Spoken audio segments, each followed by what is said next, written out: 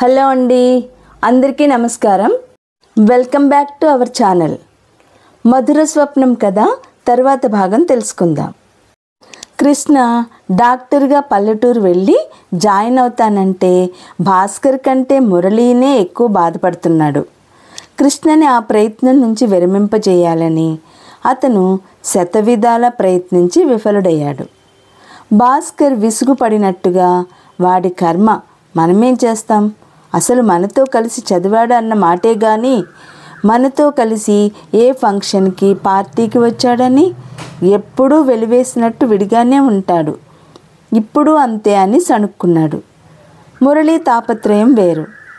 ముగ్గురు అక్కడే ఉంటే ఎప్పటికైనా ఒక నర్సింగ్ హోమ్ పెట్టుకోవచ్చని, ముగ్గురు అంతంత మాత్రపు ఆర్థిక పరిస్థితి గలవాళ్లే కాబట్టి భాస్కర్ నాన్న భాస్కర్ మెడిసిన్ పూర్తవగానే పెళ్ళి అనే మార్కెట్లో కొడుకుని కట్నానికి బేరం పెట్టాడు. మా అబ్బాయి చదువుకి నేను ఇంత ఖర్చు పెట్టాను, ఆ డబ్బు కట్నంగా నాకు ఇచ్చేసి సంపాదించి పెట్టే ఈ మనిషిని మీరు స్వంతం చేసుకోండి అన్నట్టు ఉంది ఆయన ధోరణి. మురళి భాస్కర్ని ఎప్పుడూ ఏడిపిస్తూ ఉండేవాడు. మురళికి పెళ్లి మీద లేదు. అతనికి ఎంతసేపు డబ్బు త్వరగా ఎలా సంపాదించాలి అన్నదే యావా. ఒరేయ్, నువ్వు పొరపాటుగా డాక్టర్వి అయ్యావు కానీ ఏ చింతపండు కొట్టో పెట్టాల్సిన వాడివి అంటూ భాస్కర్ని ఏడిపించేవాడు. భాస్కర్కి, మురళీకే కాదు, ఈ రోజుల్లో చాలామందికి ఏ చదువు అయినా డబ్బు సంపాదించే సాధనం అయి తీరాలి. తల్లిదండ్రుల మనసులో ఈ కోరిక పిల్లల మనసుని తీర్చిదిద్దుతోంది. మొదటి నుంచి కృష్ణ మనస్తత్వం వేరు. అతనికి ఒక ధ్యేయం ఉంది. డాక్టర్ వృత్తితో వీలైనంత ఎక్కువ మందికి సేవ చేయాలని. భాస్కర్ అలా కాదు, స్టేటస్ కోసం తండ్రి పోరు మీద మెడిసిన్ చదవడానికి వచ్చాడు. మురళికి వాళ్ళ ఎదురింటి డాక్టర్ గారు ఆదర్శం. ఆయన పెద్ద ఇల్లు కట్టాడు. కారు, కుక్కలు, నౌకర్లు, ఫోన్లు, ఆ ఇంటికి వచ్చేపోయే కార్లు చూసి అతనికి చిన్నప్పటి నుంచి తను కూడా డాక్టర్ అయ్యి అలా డబ్బు సంపాదించాలనే ఆశ. ఈ ముగ్గురు కలిసి ఒకే రూమ్లో ఉండి చదువుకున్నారు. మెడిసిన్ చదివిన ఎన్ని సంవత్సరాలలో ఒకరి అభిప్రాయాలు ఒకరు మార్చాలని ఎంతగానో ప్రయత్నించారు. కానీ ఎవరికి వారే నిర్దిష్టమైన అభిప్రాయం గలవాళ్ళు అవడంతో ఎదుటివారి అభిప్రాయాన్ని స్వీకరించలేకపోయారు. అందుకే చదువు పూర్తవగానే ఎవరి మార్గంలో వాళ్ళు వెళ్ళిపోవడానికి ఆయత్తమయ్యారు. కృష్ణకి మురళి భాస్కర్ని వదిలి వెళుతుంటే ఏదో వెలితిగా అనిపించసాగింది. భాస్కర్ కంటే మురళి మరీను.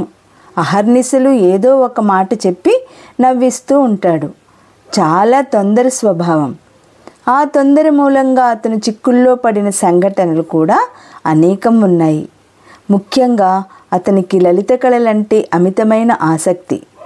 ఊళ్ళో ఏ డ్యాన్స్ ప్రోగ్రాం జరిగినా, ఏ పాట కచేరీ జరిగినా వీలైనంత వరకు వదలకుండా వెళ్తాడు. అతను జీవితాన్ని సరదాగా సులభంగా గడిపేయాలని చూస్తాడు.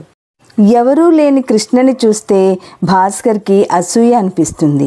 ఎందుకంటే భాస్కర్ తల్లిదండ్రులు అతన్ని చూసి బుద్ధి తెచ్చుకోరా, ఎవరూ అండదండలు లేకపోయినా ఎంత కష్టపడి చదువుకున్నాడో చూడు అని అనేవారు. భాస్కర్ చెల్లెలు పద్మ దోసపాడ, అక్కడ నా స్నేహితురాలు ఉంది అంటూ ఒక ఉత్తరం రాసి ఇచ్చింది.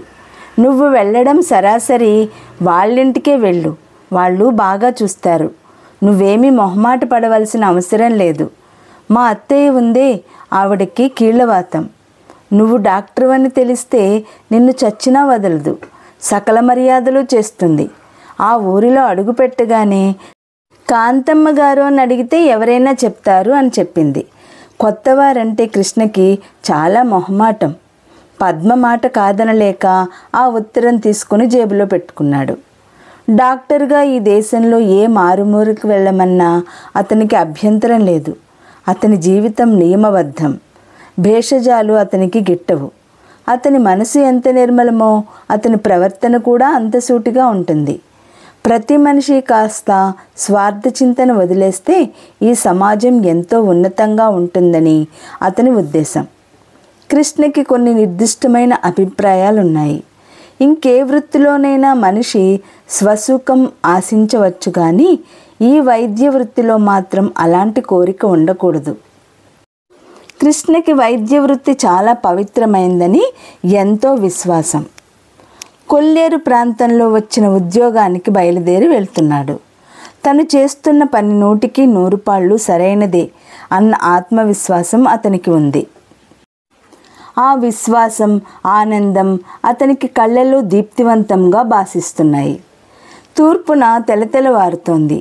బాలబానుని బంగారు కిరణాలు పొడిమితల్లిని ముద్దాడుతున్నాయి. కృష్ణ పెట్టె పట్టుకొని నిలబడి ఒకసారి ఆ చుట్టుప్రక్కల ప్రాంతాలన్నిటినీ కళ్ళారా చూశాడు. చుట్టూ కొల్లేరు సరస్సు, అపార జలరాశి, దాని మధ్యగా దూరంగా అక్కడొకటి చిన్న చిన్న ఊళ్ళు. కృష్ణ అక్కడికి వచ్చిన పడవ ఎక్కి అవతలి ఒడ్డుకి చేరాడు. అక్కడ మనుషులు మోటుగా ఉన్నారు. ఏ ఊరు బాబు అని ఒకతను పలకరించాడు. దోసపాడు. అలాగా, అటు ఇంకో 1/2 మైలు నడవాలి, చెయ్యి పట్టి చూపిస్తూ అన్నాడు. ఆ నీళ్ల ఒడ్డున నడుస్తుంటే కృష్ణకి ఎంతో హాయిగా ఉంది. ఆనందంగా, తెలియని ఉత్సాహం ఉరకలు వేస్తున్నట్టుగా ఉంది. అతను ఆ చుట్టుప్రక్కల పరిసరాలు చూస్తూ, ఒక 5-6 నెలల్లో ఈ వాతావరణంలో నేను పాతవాడిని అయిపోతాను అనుకున్నాడు. అక్కడ ఒక చిన్న కాలువ ఉంది. దాన్ని కొంతమంది అమ్మాయిలు చెంగున దూకేసినట్టు దాటేశారు. వాళ్ళ వెనకే వస్తున్న అతను కాస్త ఆగి దాని దూరం చూసి జాగ్రత్తగా అంగవేసి దాటబోయాడు. కాలు జర్రున జారింది. అతను తూలిపడ్డాడు. పెట్టె దెబ్బేళ్ళ కింద పడింది. కృష్ణ కాలు జారి పడ్డాడు. దెబ్బ తగిలింది. అయ్యయ్యో, దెబ్బ బాగానే తగిలింది, రక్తం వస్తుంది, 1 నిమిషం ఉండండి అని ఒక అమ్మాయి అక్కడి నుంచి పక్కనే ఉన్న చెట్ల గుంపు వైపు పరిగెత్తింది. మరో నిమిషంలో వచ్చి ఆకుల పసరు నలిపి కృష్ణ చేతికి దెబ్బ తగిలిన చోట పసరు పూసేసింది. కృష్ణ విచిత్రంగా చూస్తున్నాడు. ఏ ఊరు వెళ్ళాలి? దోసపాడు. మా ఊరే. మీ పేరు? అంది. గోపాలకృష్ణ. నీ పేరు? చిరునవ్వుతో అడిగాడు. నా పేరు సీతాలు. నేను ఈ ఊళ్ళో డాక్టర్ని.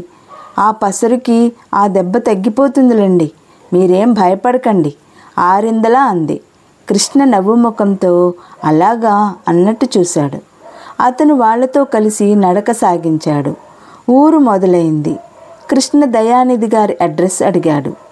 సీతాలు ఊరు మధ్యగా ఉన్న ఒక పెంకుటిల్లు చూపించి, అదే వెళ్ళండి అంటూ తన తోటివారితో కలిసి తన దోవన తాను వెళ్ళిపోయింది.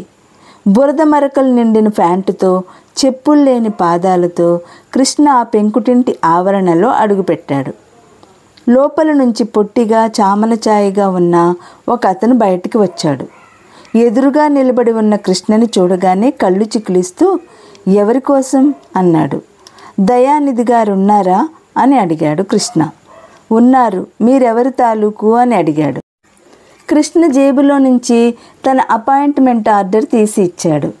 అతను అది చదవగానే తలెత్తి కృష్ణని ఎగాదిగా చూస్తూ, ఓహో, డాక్టర్ గారా అన్నాడు. అతను లోపలికి వెళ్ళాడు. కృష్ణ అక్కడ చూస్తూ నిలబడ్డాడు. ఇంటి నిండా ధాన్యపు బస్తాలు ఉన్నాయి. వరండాలో కనిపిస్తున్న కుర్చీలు, గుమ్మానికి పక్కకు లాగి కట్టబడిన తెరలు. ఆ యువకుడు మళ్ళీ బయటకు వచ్చాడు. బావగారు లోపలున్నారు, రండి అన్నాడు. కృష్ణ తన అపాయింట్మెంట్ ఆర్డర్ కాగితం చూడగానే ఆయన సాదరంగా వెంటనే బయటికి వస్తాడని ఆశించాడు.